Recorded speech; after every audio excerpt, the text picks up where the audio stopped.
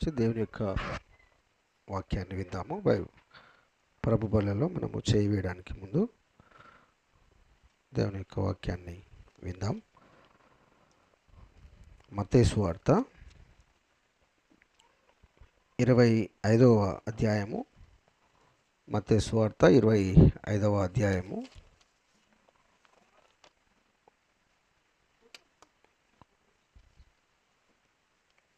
31-32 వచనాలు అందరం కలిసి చదువుదాం. మత్తయి సువార్త 25వ అధ్యాయము 31-32 వచనాలని మనము అందరం కలిసి చదువుదాం. తన మహిమతో మనుష్య కుమారుడును ఆయనతో కూడా సమస్త దూతలను వచ్చినప్పుడు ఆయన తన మహిమగల సింహాసనం మీద ఆసీనుడై యుండును. అప్పుడు సమస్త జనములు ఆయన ఎదుట పోగు చేయబడదురు. గొల్లవాడు మేకలలో నుండి గొర్రెలను వేరుపరచినట్లు ఆయన వారిని వేరుపరచి. ప్రార్థన చేసుకుందాం. పరిశుద్ధమైన తండ్రి, జీవం గల దేవా, నీ పాదములకు వందనాలు స్తోత్రాలు చెల్లిస్తూ ఉంటున్నాం. ఇంతవరకు తండ్రి మీరు ఎవరో, మీరు మమ్మల్ని ఎలాగా వెలిగింపజేశారో, వెలుగు క్రియలు చేయడానికి మమ్మల్ని ఎలాగ ఉద్ధరించారో, ఈ లోకంలో ప్రత్యేకపరిచారో, అటు విషయాలన్నీ మాతో మాట్లాడి వెలుగు సంబంధమై సజీవులమై నిన్ను ఆరాధించేటువంటి కృప మాకు అనుగ్రహించినందుకు మీకు వందనాలు. ఈ సమయంలో తండ్రి మమ్మల్ని మేము పరీక్ష చేసుకొని నీ బలలో చేయి వేయడానికి మమ్మల్ని సిద్ధపరచమని, బలహీనాన్ని మీరు జ్ఞాపకం చేసుకొని మీరే మాతో మాట్లాడుతున్నామని మా ప్రభువైన యేసుక్రీస్తు నామములో స్తుతించి ప్రార్థించి అడిగి వేడుకుంటున్నాను మా తండ్రి. ఆమేన్. కొన్ని నిమిషాలు మనము దేవుని వాక్యాన్ని విందాము.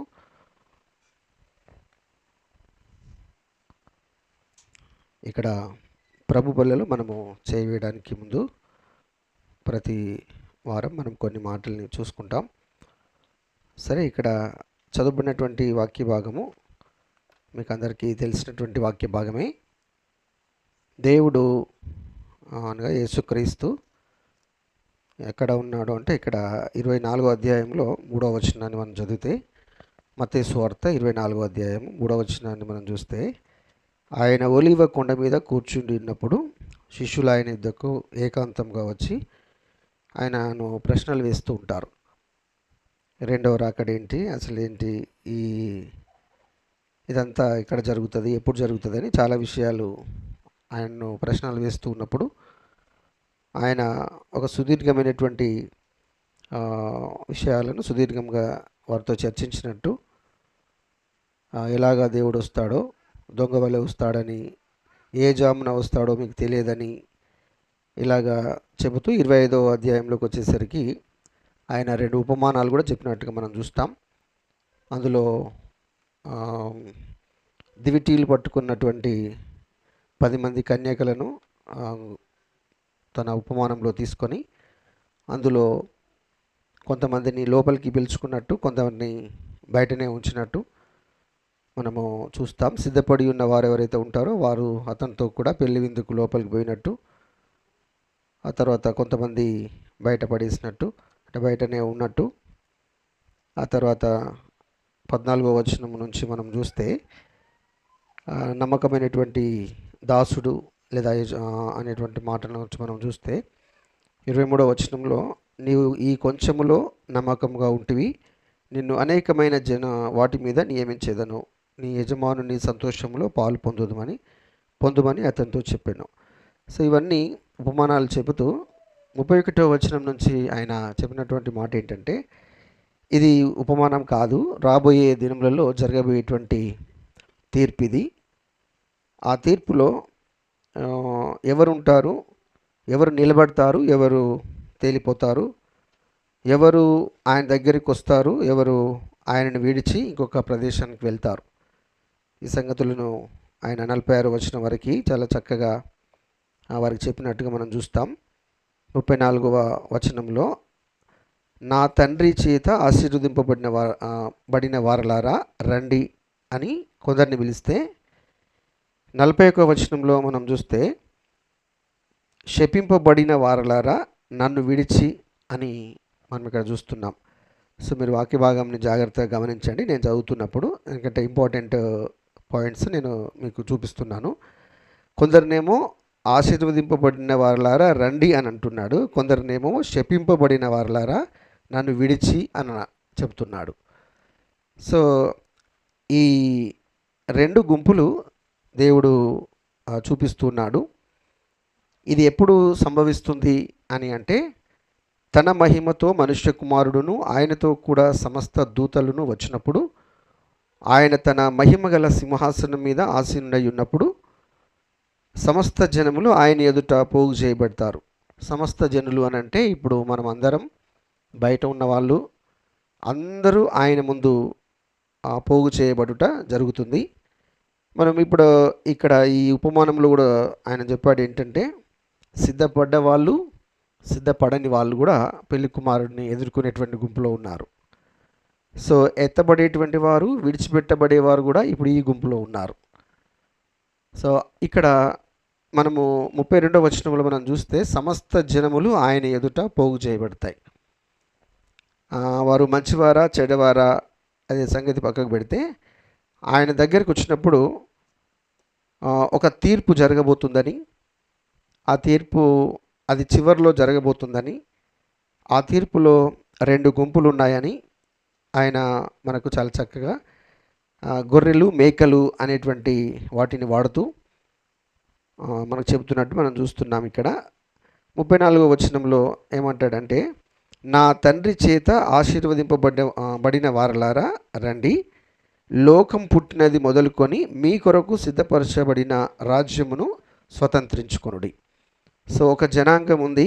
ఆ జనాంగము లోకం పుట్టినది మొదలుకొని వారి కొరకు దేవుడు సిద్ధపరిచినటువంటి ఒక రాజ్యం ఉంది. దాన్ని స్వతంత్రించుకొనుట వారి యొక్క పని.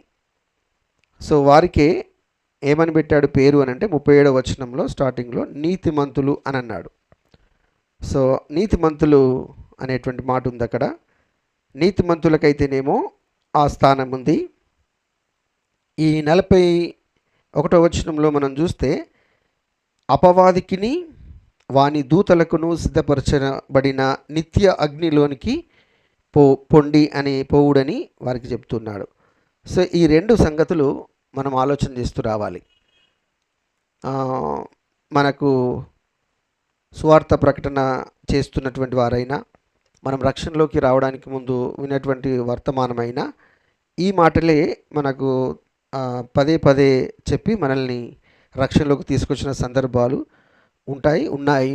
మన బ్రతుకుల్లో కూడా అదే ఉంటుంది. ఎందుకంటే రెండు దారులు, ఒకటి పరలోకం, ఇంకోటి పాతాళం. నీకు ఏ దారి కావాలో నువ్వే తీర్మానించుకో అని చెప్తే మనం దేవుని యొక్క మార్గాన్ని ఎంచుకున్నట్టు, మనకు ఒక ఆ రాజ్యంలో మనము వెళ్ళేటువంటి స్వతంత్రించుకునేటువంటి ఒక ధన్యకరమైన జీవితం మనకు ఉంటుందని ఇక్కడ చెప్తున్నాడు. సరే మంచిది. ఇక్కడ 31 నుంచి 46లో ఏముంది మరి?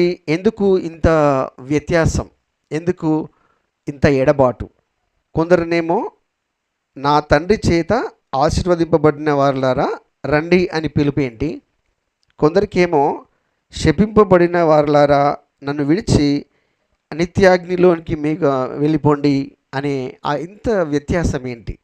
కారణం ఏంటి అంటే చాలా సింపుల్గా ఆయన చెప్తాడు. ఏంటంటే 35 నుంచి మనం చూస్తే, ఎందుకు వీరికి స్వతంత్రత, ఎందుకు ఆ రాజ్యం యొక్క స్వతంత్రత ఉంది అని అంటే, భోజనం పెట్టారంట, దాహం ఇచ్చారంట, పరదేశులను చేర్చుకున్నారు, దిగంబరులై ఉంటే బట్టలు ఇచ్చారు, రోగిలై ఉంటే చూడవచ్చారు, చెరసాలలో ఉన్న వారి యుద్ధకు పోయి వారిని పరామర్శించారు లేదా వారి యుద్ధకు పోయారు అని వారి గురించి చెప్పినటువంటి ఈ మంచి కార్యాలను ఆయన జ్ఞాపకం చేస్తున్నాడు. దాహం ఇవ్వడం, భోజనం పెట్టడం, పరదేశులను చేర్చుకోవడం, దిగంబరులై ఉంటే బట్టలు ఇవ్వడం, రోగులను చూడడం, చెరసాలలో బంధకాలలో ఉంటే వారి దగ్గరికి వెళ్ళి వారి బంధకాలలోంచి విడుదల కలిగినట్లు ఆదరించడం, ఇవన్నీ ఎవరు చేశారు అని అంటే 37లో నీతిమంతులు అడిగితే ఆయన అంటాడు, మేమెప్పుడు చేశాము ఇవన్నీ? నేను మీకు ప్రత్యక్షంగా దేవా నీకెప్పుడు ఇచ్చాము అని ఎంత ఇన్నోసెంట్గా వాళ్ళు అడుగుతున్నారో. అడిగితే ఆయన అంటాడు, ఎప్పుడు చేశాము ఇవన్నీ అడిగితే 40వ వచనంలో, మిక్కిలి అల్పులైన ఈ నా సహోదరులలో ఒకనికి మీరు చేస్తిరి గనుక నాకు చేసితిరని నిశ్చయముగా మీతో చెప్పుచున్నాను అని వారితో అనును. ఒక్కరికి, మిక్కిలి అల్పులైనటువంటి వారికి మీరు ఒకరికి చేసిన మీరు నాకే చేసినట్టు అని ఇక్కడ అంటాడు. ఇదే ఆన్సర్ని రివర్స్లో ఈ నిత్యాగ్నిలోకి వెళ్ళేటువంటి వారితో చెప్తాడు. వాళ్ళు ఏమడుగుతారు ప్రశ్న మరి 44వ వచనంలో, అందుకు వారు ఏమంటారు, మేమెప్పుడు నీవు ఆకలిగి యుండుట అయినను, దప్పికొని యుండుట అయినను, పరదేశీ యుండుట అయినను, దిగంబరివై యుండుట అయినను, రోగివై యుండుట అయినను, చెరసాలలో ఉండుట అయినను చూచి నీకు ఉపచారం చేయలేకపోతామని ఆయనను అడిగితే ఆయన అంటాడు, అల్పులైన వీరిలో ఒకనికైనను మీరు ఇలాగూ చేయలేదు కనుక నాకు చేయలేదని మీతో నిశ్చయముగా చెప్పుచున్నాను. ఎంత సింపుల్గా ఉందో. వాళ్ళు కొందరేమో చేశారు, కొందరేమో చేయలేదు. ఇంతే. చేసినటువంటి వారికేమో నిత్య రాజ్యము, అదే నిత్య జీవము. కింద చూడండి 46వ వచనంలో, నీతిమంతులు నిత్య జీవమునకు పోయేటువంటి మా విషయం ఉంది. అయితే నిత్య శిక్షకు పోయేటువంటి వారు ఎవరంటే, ఎవరైతే ఈ పనులన్నీ చేయలేదో, ఒక్కరికి కూడా, అల్పులైన వీరిలో ఒకరికైనా చేయలేదు కాబట్టి మీరు నిత్య శిక్షకు పోతారు. ఇది ఎంత సింపుల్గా ఉందండి. 31వ వచనం నుంచి 46వ వచనంలో పరలోక రాజ్యం యొక్క స్వతంత్రత లేదా స్వతంత్రించుకునేటువంటి వారి యొక్క నేచర్, వారి లక్షణాలు ఎట్లా ఉన్నాయి. అదే ఒక్కసారి ఆ నిత్య శిక్షకు, నిత్య అగ్నికి పోయేటువంటి వారి యొక్క పరిస్థితి, వారి ఆత్మీయ స్థితి లేదా వారి యొక్క భౌతిక వాళ్ళు చేసేటువంటి పనులు ఎలాగున్నాయో మనం ఇక్కడ చూస్తున్నాం. నేను ఒకటి కంక్లూజన్లో ఒక చిన్న మాట అంటాను, ఏంటంటే ఈ రెండు విషయాలని చెప్తూ, ఒక దగ్గర రాసి ఉంటుంది ఏంటంటే, ఇప్పుడు చాలామంది మనం చూస్తూ ఉంటాం, అన్నదానాలని, ఆదానాలని, అన్ని దానాలు చేస్తూ ఉంటారు. అన్ని నీతి క్రియలు చేస్తున్నాం మేము అని అంటారు. సో వాళ్ళు చేస్తున్నారు, వీళ్ళు చేస్తున్నారు. భక్తిలో ఉన్న వాళ్ళు చేస్తున్నారు, భక్తిలో ఉన్నామని వారి భక్తిని చూపించుకోవడానికి చేసేటువంటి వాళ్ళు ఉన్నారు. ఈ ఇద్దరిలో ఏంటి మరి వ్యత్యాసం ఏంటి అనంటే, హృదయపూర్వకంగా చేసేటువంటి వారు, భక్తితో చేసేటువంటి వారు, అది దేవునికి చేసినట్టుగానే ఉంటుంది. ఇంకో వాళ్ళు చేస్తున్నారు కదా, వాళ్ళు చేస్తున్నప్పుడు మరి ఎందుకు అది లెక్కలోకి రాదు అనంటే, వారి వ్యక్తిగత ప్రతిష్ట కోసం చేసేటువంటి భక్తులు ఉంటాయి, ఈ పనులు ఉంటాయి. సో ఇప్పుడు ఇదంతా ఎవరు చూస్తారు మరి? దేవుడు చూస్తాడు. అంటే ఎవరికి ఏం చేయాలి అనంటే, ఎవరైతే అవసరతలో ఉన్నారో వారిని గ్రహించి క్రీస్తు చేసినట్టు ఎవరైతే చేస్తారో వారి యొక్క క్రియలను దేవుడు గుర్తిస్తాడంట. ఇప్పుడు చూడండి మనం చూస్తాం యాకోబు పత్రికలో 22వ అధ్యాయం 20వ వచనంలో, క్రియలు లేని విశ్వాసము మృతమైంది అని చదువుతాం. మన యొక్క విశ్వాసము క్రియలు లేనిదైతే అది మృతమైంది అని అంటాం. సో తర్వాత కొలస్సీలకు రాసిన పత్రికలో ఆయన అంటాడు, 3వ అధ్యాయము 23-24 వచనాలలో, కొలస్సీలకు రాసినటువంటి పత్రిక 3వ అధ్యాయము 23-24 వచనాలలో, మీరు ఏది చేసినా మనుషుల నిమిత్తం కాక ప్రభు నిమిత్తమని మనస్ఫూర్తిగా చేయాలి. ఇప్పుడు ఎవరైతే ఇలాగ చేస్తారో, ప్రభు నిమిత్తమని మనస్ఫూర్తిగా చేస్తారో, వారి క్రియలను దేవుడు ఆయనకే చేసినట్టుగా తీసుకొని వారికి ఈ రాజ్య స్వతంత్రత ఉంటుందని, అదే నిత్య జీవము ఉంటుందని ఆయన చెప్తున్నాడు. ఎవరైతే మనుషులకు మాత్రమే చేసినట్టు చేస్తారో, వారి సొంత ప్రతిష్ట కోసం చేస్తారో, వారి హృదయంలో ఉంటుంది ఆ మాట. ఆ సంగతి బయటకి అందరికీ తెలియకపోవచ్చు, కొంతమంది గ్రహిస్తారు. అయితే అలాగ చేసేటువంటి వారి యొక్క క్రియలు ప్రకటనలో ఏమని ఉన్నది? మురికి గుడ్డలు అని అంటాడు. సో నీతి క్రియలు మురికి గుడ్డలు అంటే దేవుడు తమ హృదయంలో లేకున్న వారు చేసినటువంటి క్రియలు అవి మురికి గుడ్డలుగా దేవుడు తీసేస్తున్నాడు. సో నువ్వు ఎన్ని క్రియలు చేసినా ప్రభువుకు చేసినట్టు చేస్తే నీకు నిత్య జీవం ఉంది, అది లెక్కలోకి వస్తుంది. నీ వ్యక్తిగత ప్రతిష్ట కోసం నువ్వు ఎన్ని ఖర్చు పెట్టినా, నీ సమయాన్ని వెచ్చించినా అది లెక్కలోకి రాదని దేవుని వాక్యము చాలా స్పష్టంగా చెబుతుంది. సరే, మంచిది. ఇక్కడ మనం ఇంకో కొన్ని విషయాలు మనం చూస్తాం. ఇదేంటి మరి? ఇదంతా ఏంటి? 31 నుంచి ఈ 46 వచనాలు మనం చదివితే మనకేమర్థమవుతుంది? ఒక దినం, తీర్పు దినం. ఒక దినము తీర్పు ఉంది. ఆయన ముందు మనమందరం పోగు చేయబడాలి, అనగా ఆయన ముందు మనం నిలబడవలసినటువంటి ఒక రోజు వస్తుంది. సో నీవు జరిగించిన ప్రతి దాన్ని బట్టి నువ్వు లెక్క చెప్పవలసినటువంటి అవసరం వస్తుంది. అది మంచివైనా చెడ్డవైనా సరే ఆయన ముందు నువ్వు నిలబడ్డప్పుడు ప్రతిదీ నువ్వు లెక్క చెప్పవలసినటువంటి అవసరం ఉందని ఆయన జ్ఞాపకం చేస్తాడు. ఈ జడ్జిమెంట్, దీన్ని ఫైనల్ జడ్జిమెంట్ అంటారు. సో ఈ ఫైనల్ జడ్జిమెంట్స్ గురించి ఎక్కడెక్కడ ఉంది చూడండి. స్టార్టింగ్లో మనము దానియేలు గ్రంథము 12వ అధ్యాయము మొదటి 2 వచనాల్లో దానియేలు ప్రవచించాడు. అక్కడ దానియేలు ద్వారా ప్రభువు మనకు రాయించి పెట్టాడు. ఏంటది చూడండి. 12వ అధ్యాయము మొదటి 2 వచనాలలో, 2వ అధ్యాయము మొదటి 12వ అధ్యాయము మొదటి 2 వచనాలు.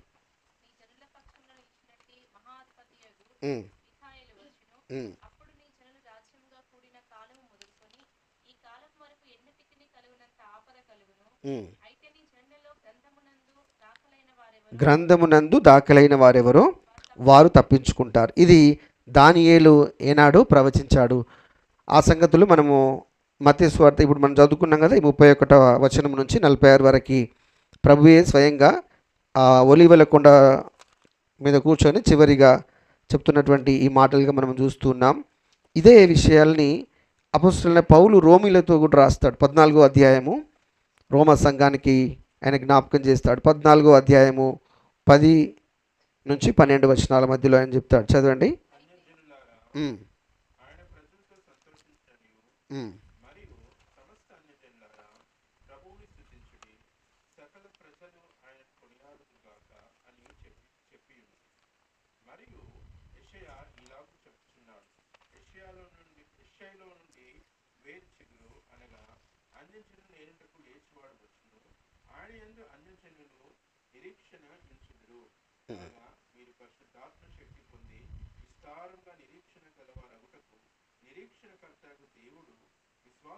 పద్నాలుగవ అధ్యాయము 10-12 వచనాలు.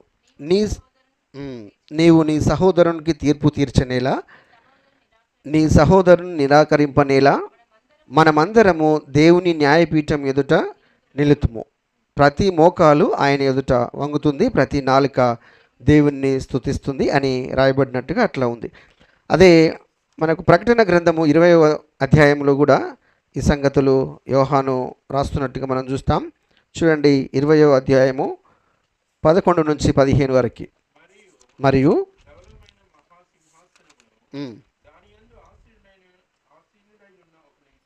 చూచితిని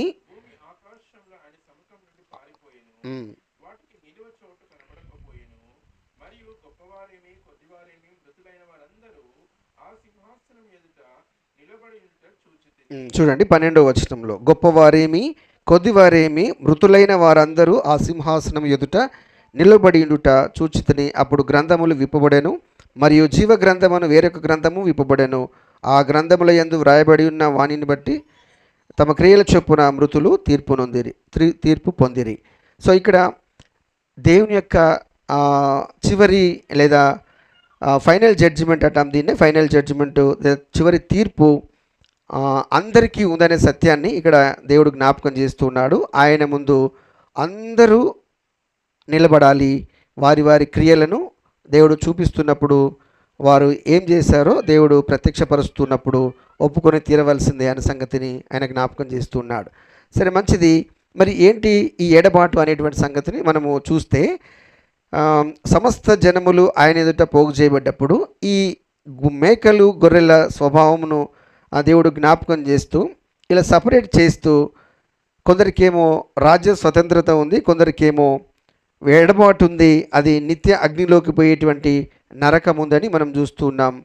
ఇప్పుడు మరి ఎవరు చేశారు ఇవన్నీ? ఎవరు నిత్య రాజ్యంలోకి వెళ్ళారు అని అంటే, దేవుణ్ణి పోలి ఎవరైతే నడుచుకున్నారో వారు మాత్రం ఆయన రాజ్యాన్ని స్వతంత్రించుకున్నట్టుగా మనం చూస్తాం.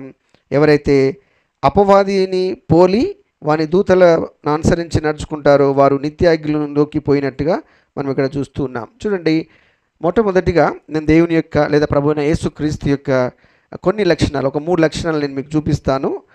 చూడండి, మత్తయి సువార్త 9వ అధ్యాయము 36వ వచనం.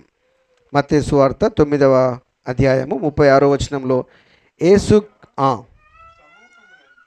ఆయన సమూహములను చూచి వారు కాపరులు లేని గొర్రెలెవరే ఉన్నారని చెదిరి ఉన్నందున వారి మీద కనికరపడ్డాడంట. సో దేవుని ప్రభువైన యేసుక్రీస్తులో మనం ఏం చూస్తున్నామండి? కనికరము చూస్తున్నాం. ఎవరి విషయంలో కనికరం ఉంది? అది ఎవరి విషయంలో? అక్కడ ఉన్నటువంటి సిచ్యువేషన్ ఏంటి? తప్పిపోయి అసలు ఏదో ఆదరణ లేనటువంటి, ఒక ఆదరించేటువంటి వారు లేనటువంటి, లేదా సరైన కాపరులు లేకుండా ఉన్నటువంటి వారిని చూసి, అంటే వారికి అవసరం వారి యొక్క స్థితి ఆయన చూసి వారి మీద కనికరపడి అనేటువంటి మాటలు మనం చూస్తున్నాం. ఇది క్రీస్తు యొక్క కనికరం. ఆ కనికరాన్ని ఎవరి మీద చూపాడు, ఎలాగ చూపాడు, ఎందుకు చూపాడు అనే మాటని మనం జ్ఞాపకం చేసుకోవాలి. చూడండి, అదే మత్తయి సువార్త 14వ అధ్యాయంలో 14వ వచనంలో 14వ అధ్యాయము కనికరపడి వారిలో రోగులైన వారిని స్వస్థపరచను. సో ఆ వచ్చినటువంటి వారిలో ఎవరైతే రోగంతో ఉన్నారో వారిని స్వస్థపరిచినటువంటి స్థితిని ఆయన జ్ఞాపకం చేస్తూ ఉన్నాడు. చూడండి, అది లూకా సువార్త 7వ అధ్యాయం 13వ వచనంలో. లూకా సువార్త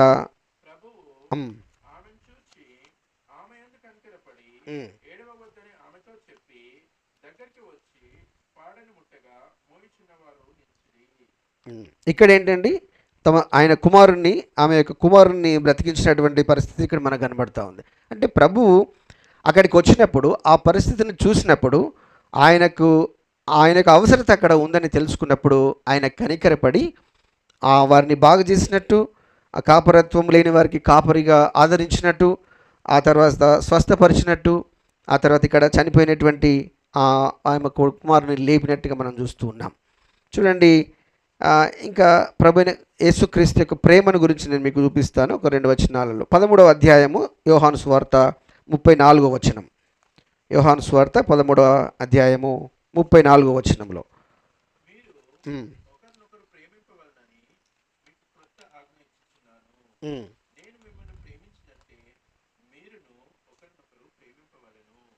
నేను మిమ్మల్ని ప్రేమించినట్టు మీరును కూడా ఒకరినొకరు ప్రేమించుకోవాలి. అయితే మీరు ఒకరినొకరు ప్రేమ గలవారైన ఎడల దీన్ని బట్టి మీరు నా శిష్యులని అందరూ తెలుసుకుందరు అని అంటాడు. ఆ తర్వాత అదే యోహాను సువార్త 3:16లో మనకు అందరూ తెలుసు కదా, దేవుడు లోకమును ప్రేమించెను కాబట్టి ఈ క్రిందికి తన కుమారుడిగా దిగి వచ్చాను అనేటువంటి సంగతిని మనం అక్కడ చూస్తాం. సో దేవుని యొక్క ప్రేమ ఎలాగ ఉంది అని అంటే, ఎవరికైతే అవసరం ఉందో సో వారి దగ్గరికి వచ్చి ప్రేమించినటువంటి పరిస్థితిని మనం అక్కడ చూస్తూ ఉన్నాం. రోమీలకు రాసిన పత్రికలో 5వ అధ్యాయము 8వ వచనంలో ఏంటంటే, మనము ఇంకను పాపులమై ఉండగానే మన కొరకు ఆయన చనిపోయాను అనేటువంటి మాట మనం చూస్తున్నాం. అందులో ప్రేమ ఉంది అని అంటాడు. అంటే మనం ఇంకా మన స్థితిని ఆయన గమనించి ఆయనే దిగి వచ్చి ఆయన ప్రేమని వ్యక్తపరిచినటువంటి పరిస్థితుల్లో మనం చూస్తున్నాం. సో ఈ మత్తయి సువార్త 20వ అధ్యాయంలో చూపించినటువంటి ఆ వ్యక్తులు చేసినటువంటి పనేంటి?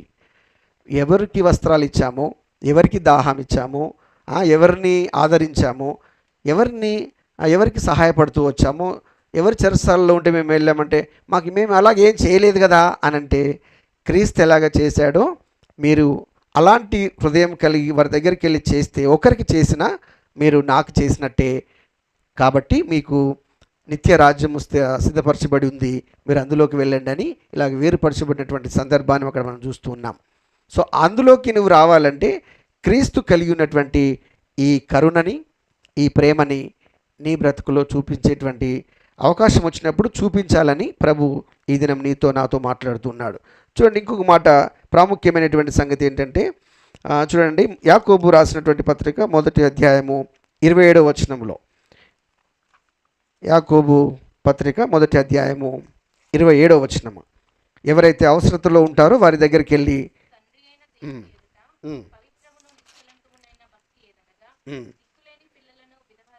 దిక్కులేని పిల్లలను విధవరాండ్రను వారి ఇబ్బందిలో పరామర్శించుటయు ఇహలోక మాలిన్యము తనకంటకుండా తన్ను తాను కాపాడుకొనుటయే. చాలా జాగ్రత్తగా వినండి. ఇది ప్రాముఖ్యమైనటువంటి మాట. ఏంటంటే ఒక వ్యక్తి యొక్క భక్తి జీవితము లేదా విశ్వాస జీవితము క్రియలుగా ఎలాగ రూపుదిద్దాలి అని అంటే, ఎవరైతే అవసరతలో ఉంటారో వారి దగ్గరికి వెళ్ళి నీ యొక్క పరిచర్యని చేయాలని ప్రభువు జ్ఞాపకం చేస్తున్నాడు.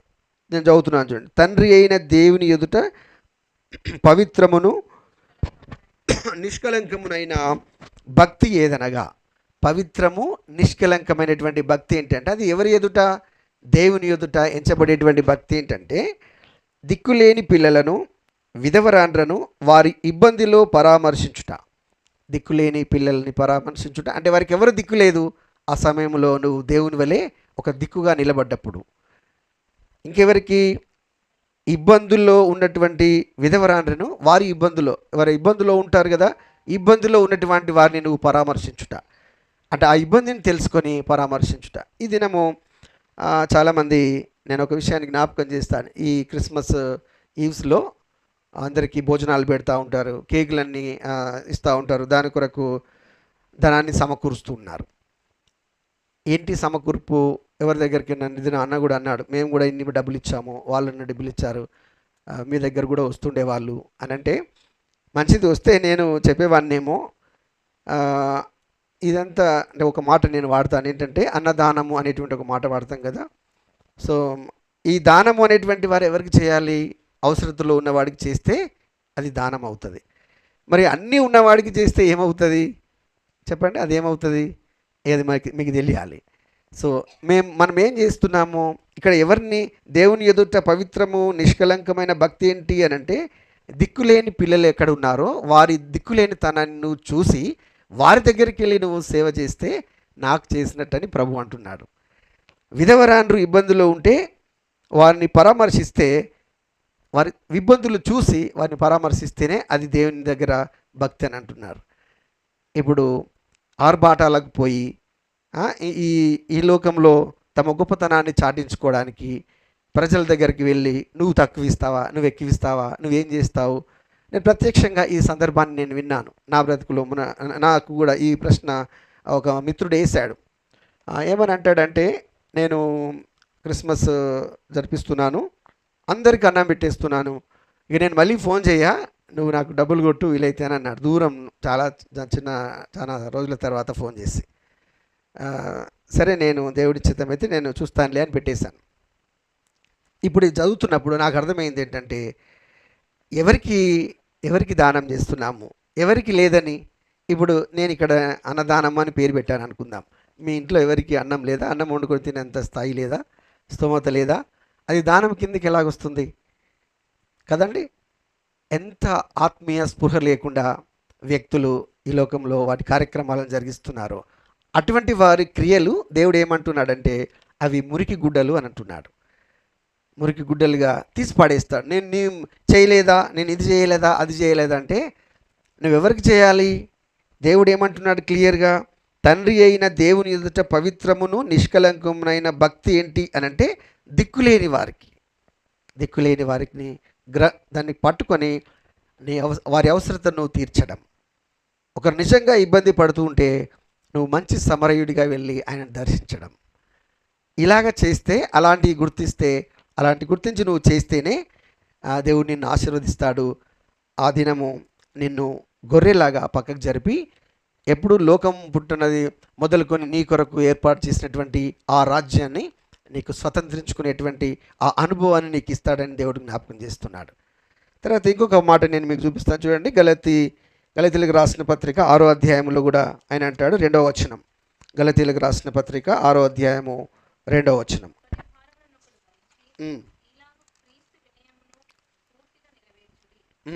ఒకని భారములను ఒకరు భరించి. చూడండి, సహోదరులారా, ఒకడు ఏ తప్పిదములోనైనాను చిక్కుకొని ఎడల ఆత్మ సంబంధులైన మీలో ప్రతివాడును తానును శోధింపబడుదునేమో అని తన విషయమై చూచుకొనొచ్చు. జాగ్రత్తగా ఈ వాక్యాన్ని గమనించాలి.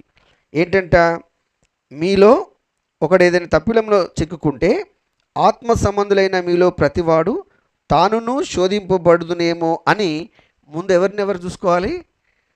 తనను తాను చూసుకుంటూ, మనల్ని మనము చూసుకుంటూ, అంటే ఇప్పుడు ఒక మురికిలో ఉన్నటువంటి ఈ వ్యక్తి దగ్గరికి నేను వెళ్తున్నాను. నేను ఏం వేసుకొని వెళ్ళాలి మరి నాకు అంటకుండా ఉండాలంటే? నేను గ్లౌజ్ వేసుకోవాలి. కరెంటు షాక్ వచ్చి చనిపోతూ ఉన్నాడు ఆయన. నువ్వు ఏమి వేయాలంటే పోయి అలాగ ముట్టుకొని గుంజుకొని వస్తావా? అర్థమవుతుందా అండి ఈ మాట యొక్క అర్థం? నువ్వేం వేసుకోవాలి? ఆ మరణం నీకంటకుండా ఉండాలంటే నువ్వు గ్లౌజ్ వేసుకోవాలి. నాన్ కండక్టర్ ఏదైనా ఉంటే దాన్ని తగ్గించుకొని దాన్ని ఇలాగ లాగి ఆయనను అగ్నిలో నుంచి లాగినట్టు నువ్వు రక్షించాలి. అంతేగాని ఆయన కంటిన మాలిన్యమంతా నీకు అంటుకొని నువ్వు ఆయన కలిసి గుడ్డివాడులాగా ఆత్మీయ గుడ్డితనము ఉన్నట్టు ఇద్దరు పోయి గుంతలో పడి చచ్చినట్టు ఉంటే అది కరెక్ట్ కాదని ఆయన జ్ఞాపకం చేస్తున్నాడు. చూడండి మరొకసారి, ఒకడు ఏ తప్పిదములోనైనాను చిక్కుకునే ఎడల ఆత్మ సంబంధులైన మీలో ప్రతివాడు తానును శోధింపబడుదునేమో అని తన విషయమై చూచుకొనొచ్చు సాత్వికమైన మనస్సుతో అట్టివానిని మంచి దారికి తీసుకొని రావాలి. అట్లాగాని వదిలేయడానికి లేదు. నువ్వేం చేయాలి? ఒక ధైర్యాన్ని, ఏ ధైర్యం అది? ఏం ధైర్యం అండి? నువ్వు ఆయనను రక్షించాలనేటువంటి సంకల్పం నీలో ఉండాలి. అదే ఆ సంకల్పము నిన్ను అందులో పడనీయకుండా ఉండాలి. ఆయన పడ్డటువంటి ఆ మురికిలో నువ్వు పడకుండా చూసుకుంటూ నువ్వు ఆయనను రక్షించాలి. అది ప్రభు చెప్తున్నాడు. ఇది ఏంటంటే మరి ఇది ఏ నియమం అంట? 2వ వచనంలో చూడండి, క్రీస్తు నియమము. క్రీస్తు నియమము. ఇదేం నియమము? క్రీస్తు నియమము. క్రీస్తు పాపిగా సిలువనెక్కాడా అండి? చెప్పండి. క్రీస్తు సిలువనెక్కింది ఇలా పాపము చేసి సిలువనెక్కాడా? మరి కదా. ఇప్పుడు సిలువ పైన అంటే మ్రాను మీద ఎక్కినవాడు అందరూ శాపగ్రస్తుడని రాయబడి ఉంది. కానీ ఆయన ఏమన్నా శాపం చేశాడా? పాపం చేశాడా? చేయలేదు. అందరి పాపము తన మీద వేసుకొని తన సిలువనెక్కినట్టుగా మనం చూస్తాం. అంతేగాని పాపం చేసి మనకు రక్షణను ఇవ్వలేదు. పాపరహితుడిగా ఉండి పాపిగా ఎంచబడి ఆయన సిలువనెక్కాడు. ఆ సువార్తని మనం ప్రకటిస్తూ ఉన్నాం. సో ఇక్కడ ఏంటంట, అది క్రీస్తు నియమం. సో క్రీస్తు నియమం ఏంటో పూర్తిగా నెరవేర్చుడి అని రాశాడు పౌలు గలతీ సంఘానికి రాస్తూ. క్రీస్తు నియమమును పూర్తిగా నెరవేర్చండి. ఏమిటా క్రీస్తు నియమము అని అంటే, నీ విషయం నువ్వు చూసుకుంటూ, అంటే నీవు కూడా శోధనలోకి పడకుండా, ఎదుటివాడు పడ్డ శోధనలో నువ్వు పడకుండా, అలాగని ఆయనను వదిలేయక సాత్వికమైన మనసుతో ఆయనను ఎలాగ తీసుకురావాలి? క్రీస్తు నియమాన్ని, క్రీస్తు శిలువ నియమాన్ని వాడి ఎలాగ మనల్ని రక్షించాడో నువ్వు అలాగా ఒకరిని రక్షించాలి. అదే క్రీస్తు నియమము నువ్వు పూర్తిగా చేయాలి. సో దేవుడు మెచ్చేటువంటి భక్తి ఏంటి? భక్తి ఏంటి? నీ క్రియలు, దేవుడు మెచ్చే క్రియలు ఏంటి? ఏంటంటే నువ్వు ఎవరైతే అవసరతలో ఉన్నారో వారిని గుర్తించి వారి దగ్గరికి నువ్వు వెళ్ళి వారిని పరామర్శించడం, వారికి నీ చేయూతనివ్వడం. అంతేగాని నీ వ్యక్తిగత ప్రతిష్ట కోసం నువ్వు ఏది చేసినా అది సాతాను యొక్క క్రియ అని, అది నిన్ను పాతాళానికి నడిపించేటువంటి క్రియ అని జ్ఞాపకం చేసుకోవాలి. కాబట్టి ఇట్టి ఆత్మీయమైనటువంటి స్థితి మనలో ఉండాలని ప్రభువు చెప్తున్నాడు. సో మరి ఎవరు చేయాలి? ఎవరు చేస్తారు? చివరిలో ఎవరు చేస్తారు చూడండి. యోహాను సువార్త 14వ అధ్యాయము 15వ వచనంలో ఒక మాట ఉంటుంది. ఏంటంట, మీరేం చేయాలి? నా మాటలు విని చదవండి. 14వ అధ్యాయము 15వ వచనం యోహాను సువార్త. మీరు నన్ను ప్రేమించిన ఎడల నా ఆజ్ఞలను గైకొందురు. సో ఆయన చాలండి, ఆయనను ప్రేమిస్తే నువ్వు ఆయన ఆజ్ఞలను గైకొనాలి. 2వ మాట చదవండి. లూకాసు వార్త 6వ అధ్యాయము 46వ వచనం. లూకాసు వార్త 6వ అధ్యాయము 46వ వచనం. నేను చెప్పు మాటల ప్రకారము మీరు చేయక ప్రభువా ప్రభువా అని నన్ను పిలుచుట ఎందుకు అని అంటాడు. నేను చెప్పినట్టు మీరు చేయక ఏమనంటే ప్రభువా ప్రభువా అని పిలుస్తున్నారు ఎందుకు? ఎంత సూటి ప్రశ్న. దేవుడు అంటున్నాడు, ఆయన నువ్వు ప్రేమిస్తున్నావు అని అంటే ఆయన ఆజ్ఞలను గైకొనాలి. ఆయన ఆజ్ఞలు ఏంటి? ఇప్పుడు మనం అన్ని విన్నటువంటివన్నీ ఆయన మాటలు, ఆయన ఆజ్ఞలే.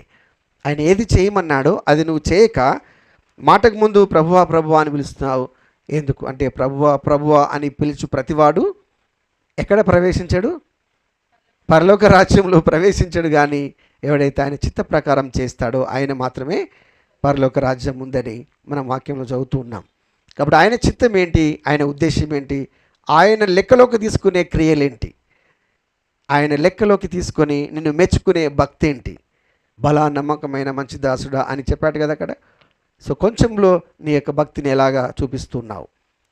నీ వ్యక్తిగత ప్రతిష్ట కోసం చేస్తే నీకు ఇంకొకటి ఉంది, డబ్బులు పోతాయి, సమయం పోతుంది, అన్నీ పోతుంది, జీవితమే పోతుంది చివరికి.